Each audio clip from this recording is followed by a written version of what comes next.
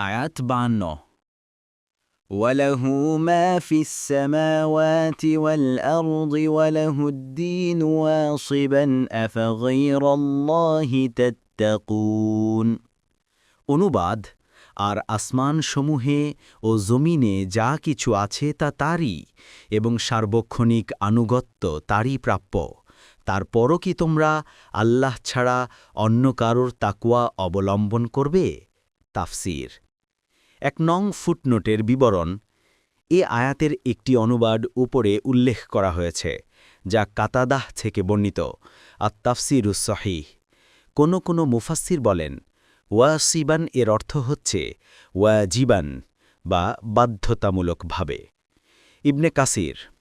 কোনো মুফাসসির ওয়াসিবান এর অর্থ হচ্ছে আত-তাআবু ওয়াল ইয়াউ বা ক্লান্ত ক্লিষ্ট, অর্থাৎ আল্লাহর আনুগত্য করেই যেতে হবে, যদিও বান্দা সেটা করতে ক্লান্ত ক্লিষ্ট হয়। কুরতুবী। আর যদি ওয়াসিবান শব্দের অর্থ খালিসান ধরা হয়, কুরতুবী, তখন এর অর্থ হবে আসমান ও জমিনে যা কিছু আছে সেগুলোর ইবাদত একমাত্র তারই উদ্দেশ্যে। তখন আয়াত দুটির সমর্থকবোধক হবে আল্লাহর বাণী। তারা কি আল্লাহর দ্বীন ব্যতীত অন্য কিছু খুঁজে ফিরছে, অথচ আসমানসমূহে ও জমিনে যা কিছু রয়েছে সবই ইচ্ছায় অনিচ্ছায় তারই কাছে আত্মসমর্পণ করেছে?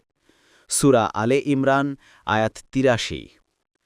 তাছাড়া আয়াতটির নির্দেশসূচক অর্থ করা যায়, অর্থাৎ তোমরা একমাত্র তাকেই ভয় করো এবং তারই আনুগত্য করো।